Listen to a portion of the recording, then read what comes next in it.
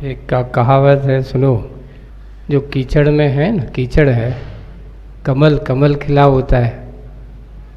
और कई लोगों को क्या लगता है कि कीचड़ बड़ा गंदा लगता है, और कुछ लोगों को कीचड़ ही अच्छा लगता है।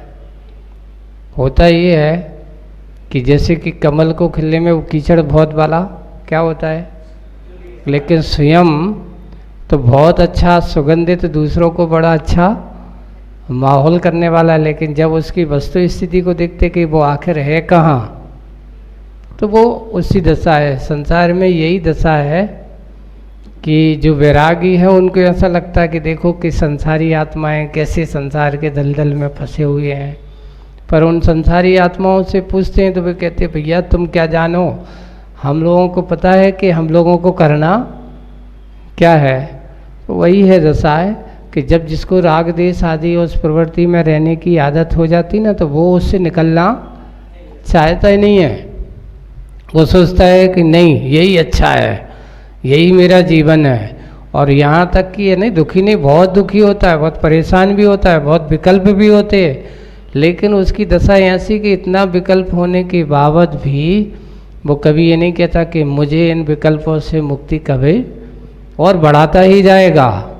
और विकल्पों को तारतम्य दिनों दिन बढ़ाता ही उसका जीवन ही ऐसा हो जाता है।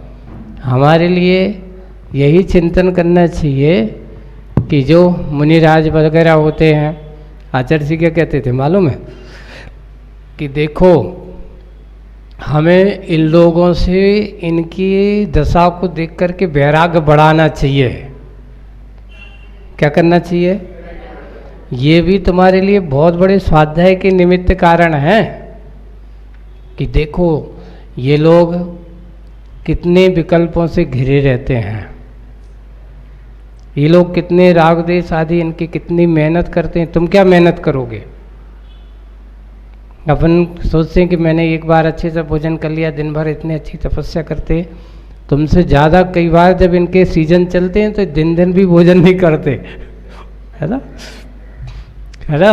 वो क्यों? क्योंकि उनको पैसा जब दिखता है ना तो वो कहते हैं अरे पैसा एक दिन नहीं खाएंगे तो चल जाएगा। और ये उनकी दशा है ऐसी। कई दिन ऐसे भूखों प्यासे भी लगते हैं, हम नहीं रह रहे हैं, चल रहे हैं, करते रहते हैं। तो उनके देखो, तो आचार्य जी क्या कहते थे कि देखो ये सब इतने राग देश आदि छोड़ करके तुम्हारे पास आए हैं, तो समझ लेना उनका बहुत बड़ा पुरुषार्थ है कि दर्शन करने आए हैं, तुम्हारे पास बैठ रहे हैं, तुम्हारे पास इतना स्वाध्याय आदि करने का भाव जगा रहे हैं, यहाँ बैठ कर के कुछ धर्म का उपदेश सुन रहे हैं। और फिर घर जाएंगे तो वही काना पौड़ा पड़ा हाथ तो चूसे तो रोवे वाली वो पढ़ते ना 12 भावना में। कौन सी भावना है वो? मंगत राय की। तो उसमें लिखा है काना पौड़ा पड़ा हाथ तो चूसे तो रोवे, मतलब इसका अर्थ समझते हो? और वही पौड़ा अगर अच्छे से धर्म भूमि में लगा दिया जाए तो क्या होता है? भले अनंत जो धर्म ध्यान की भूमि विषय बोवे, कि वही पौड़ा यानी गन्ना, पौड़ा का अर्थ क्या है? गन्ना है। और वो गन्ना अगर ऊपर का जो काना पौड़ा का अर्थ होता है, ऊपर का जो बिल्कुल होता है ना सबसे ऊपर का, वो उसमें कोई स्वाद नहीं होता। अगर किसी को खिला दो तो वो कहता रही बेकार है, ये तो खाने के लायक नहीं है। वो इसलिए ऊपर का तोड़ करके क्या कर देते हैं? अलग कर देते हैं। उसको बोलते वो तोड़ा जो जाता है उसका नाम काना पौड़ा है, ऊपर का।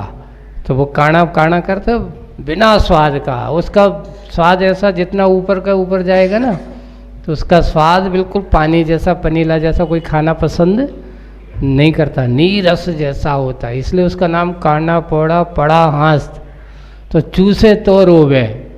कौन सा गन्ना खिला दिया, वो खाता भी जाएगा और रोता भी जाएगा। ऐसी गृहस्थों की दशा यही है कि ये लोग करते भी जाएंगे और चिल्लाते भी जाएंगे, है ना। ऐसा नहीं है कि इन लोगों के करने के नहीं है, ऐसा नहीं है, ये तो बहुत अच्छा है और ये और वो। हाँ, वो कुछ दशाएं ऐसी ही हैं कि संसार में संसारी आत्मा तो आचार्य जी कहते कि इन लोगों के अंदर ऐसे भाव हो गए। देखो कम से कम ये वहाँ से छोड़ छाड़ करके धर्म ध्यान विषय पहुँच गए, तो इस मनुष्य पर्याय को विषय भोगों में पहुँचती है तो काना पौड़ा के समान, और जब वहाँ से छोड़ छाड़ करके आती तो वो उसको आनंद धर्म ध्यान के क्षेत्र में लग जाती है, तो उसको पुण्य का कारण बन जाती है। इसलिए वही जीवन है, वही मनुष्य है, फिर भी राग देश में काम, कोई तन दुखी, कोई मन दुखी, कोई परिवार से दुखी।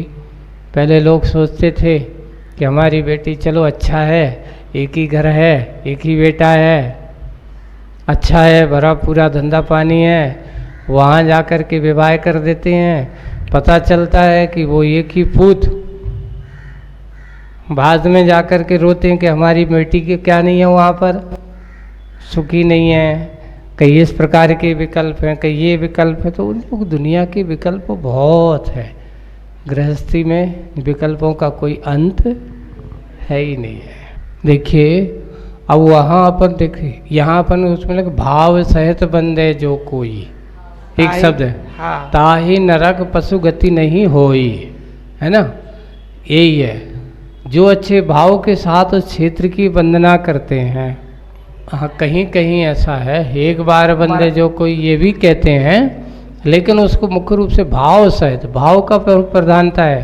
अब वहाँ देखो इतने सारे आदिवासी हैं, हाँ, इतने सारे भी लोग उसी क्षेत्र पर जिस पे अपन जाकर के अनंत गुणी कर्म की निर्जरा कर लेते हैं, वहीं जाकर के वे डोली वाले रोज चढ़ते हैं शिखर जी की यात्रा। हाँ, लेकिन करके दिन भर करेंगे, सब कुछ 4 बजे से चढ़ा के तुम्हारी यात्रा कर रहे हैं, पर उनकी वंदना के भाव नहीं है।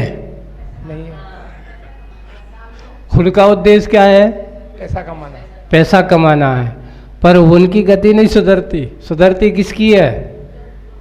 तो महाराज जी शास्त्रों में तो सुनो, शास्त्रों में उल्लेख का अर्थ ये है कि उस पावन भूमि के अंदर हमारे भावों की प्रवृत्ति, वहाँ के पुण्य परमाणुओं को हम जिस भाव से करते हैं वहीं पर रहते हैं। बहुत सारे लोग वो भी वहीं जाकर के उस शिखर जी में जाकर के पाप का बंद भी करते हैं, हाँ, है ना, जाकर के शिकार आदि भी खेलते हैं, जाकर के जीवों को भी मारते हैं। तो वे उसी शिखर जी पे जाकर के वे पाप बंद कर लेते हैं।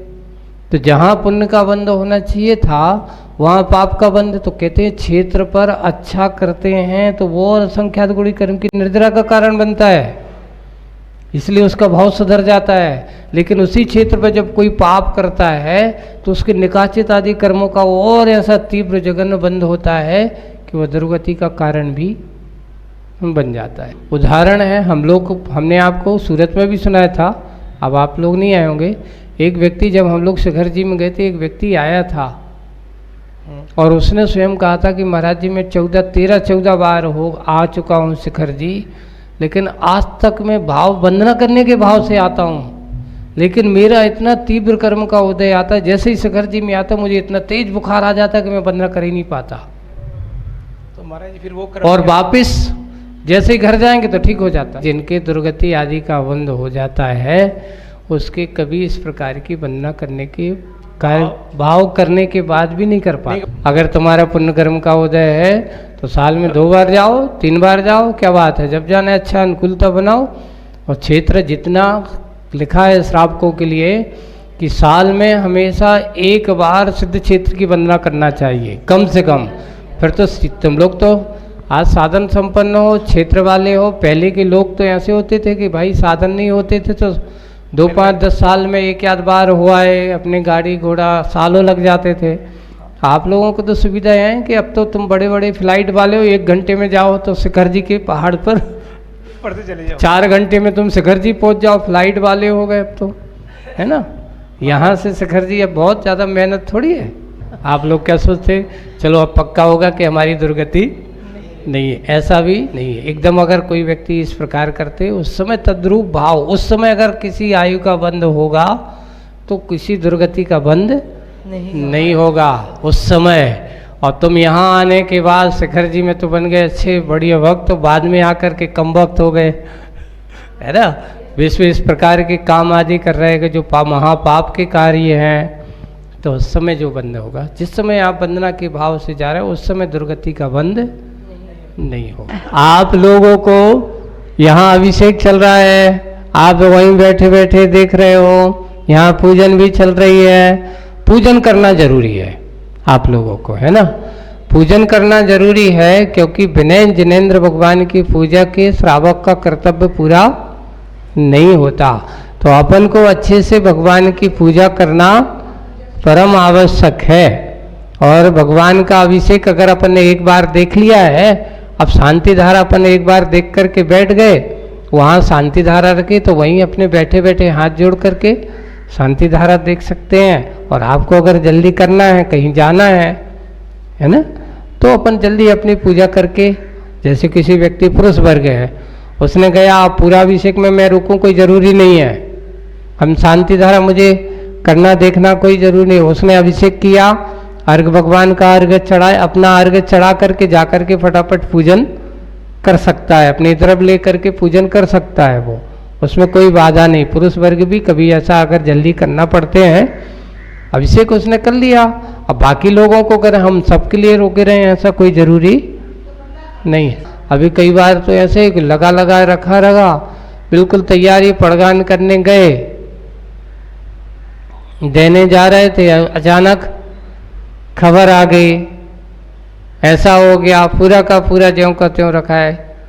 अब कुछ लोग ऐसे कहते हैं कि महाराज जी आज हमने चौका लगाया था, हमारे लिए बाद में पता चला, बारे महाराज के आहार करा दिए और पता चला कि उनके यहाँ ऐसा सूर सूतक हो गई थी, आपको ज्ञात नहीं था। अगर ज्ञात नहीं था तो तब तक आपको सूतक नहीं थी, और जैसे ही आपको ज्ञात हो गया तो आपको शोक या हर्ष होते ही, आपको शोक संदेश मिलते ही आपको शोर सूतक लग जाती है। कि अपने यहाँ अंजन चोर के ये उदाहरण आप लोगों के सामने है ना, कि उसने क्या किया, पूरे जीवन काल में चोरी खूब की, लेकिन एक छोटी सी, जब उसने क्या मरता क्या नहीं करता, है ना, तो उसने कहा मरना तो है ही, जेल में मरने की अपेक्षा राजा फांसी चढ़ाएगा, अगर इसका श्रद्धान होता है, ये कर रहा है, तो अपन चलो एक काम करो, अब जो कुछ भी है यहाँ मरे या वहाँ मरे, मरना तो पक्का है ही। और इसकी बात पर श्रद्धान के साथ उसने किया, उसको आकाशगामी विद्या सिद्ध हो गई। श्रद्धान देखो उस समय तात्कालिक उसकी श्रद्धा नहीं, इसलिए कहते अंत भला सो सब भला। परिणामों में जिसने कई बार ऐसा बहुत बिरले जी मिलते हैं, ऐसे गिनतियों पे मिलेंगे कि जिन्होंने पूरे जीवन काल ऐसे बहुत सारा आरंभ सारंभवादी का कार्य किया, लेकिन अंत में उनकी ऐसी बुद्धि जागी और जाग कर के वे अपना भाव सुधार लेते हैं, अंत अच्छा हो गया तो समझ लेना पूरे जीवन का सार भी हो जाता है। इसलिए हमेशा एक ही भावना करना चाहिए कि भगवान अंत में मुझे आपके नाम का स्मरण हमेशा बना रहे। समाधि भावना भक्ति के रूप में अगर करना है, पाठ वगैरह है, नवकार मंत्र का जाप तो करना ही चाहिए। मंदिर तो हमें कहीं भी दिन में एक बार, चाहे रात्रि में जाओ या शाम को जाओ, एक बार हमें जिनेंद्र भगवान के दर्शन करने का नियम प्रत्येक जैनियों का होना ही चाहिए। अगर हम अपने जनत्व को और जैनत्व को समझना चाहते हैं। अगर हम सुबह नहीं पहुंच पाए तो शाम को अपन वापस आते हैं, ऑफिस से आते, कहीं से भी आते हैं, भगवान के मंदिर में जाकर के एक बार अपने आप को समर्पित होते हैं, तो इससे हमारे अंदर बहुत सुकून और अच्छा लगता है। दूसरा, अब उनके लिए जो आप कह रहे हो कि कौन सा पाठ करना चाहिए, अगर उसको सिखाओ तो सबसे अच्छा है कि जैसे कि हम घर पर रहते हैं, दिन भर के काम करते हैं, कभी कभार ऐसे भी भाव कर लेते हैं कि तो एक छोटा सा प्रतिक्रमण के रूप में अपना आलोचना पाठ जो होता है, 2 मिनट का वो प्रतिक्रमण जो प्रायश्चित का होता है, वो आलोचना पाठ अपनी जो होती ना, उसको समझो। और दूसरा है बड़े अच्छे मन से मेरी भावना का पाठ करना वाला, जिसने राग द्वेष का पाठ, उसको अच्छे से समझो। मेरी भावना का पाठ जरूर हिंदी वाला करना चाहिए। और 12 भावना छोटी वाली उसके कहो कि ये हमें जरूर करना चाहिए। और अगर अच्छा करता हो पढ़ता है तो भक्तांबर का पाठ जरूर करना चाहिए, इससे कि उसके अंदर और विशुद्धता और परिणामों में, लेकिन भाव से नहीं, रटना के साथ साथ उसके शब्द को समझना। मेरी भावना हमारी एक बहुत बड़ी अच्छी भावना के लिए अपने अंदर के परिणामों में विशुद्धता और अपने पूरा जैन दर्शन का सार भरा पड़ा हुआ है। कोई तुम पूछे कि आपके भगवान क्या होते हैं, है ना, तो हमारे भगवान की वितरागता का स्वरूप उसमें है। आपके गुरु कैसे होते हैं, तो उसी मेरी भावना में हमारे गुरु का स्वरूप भी है।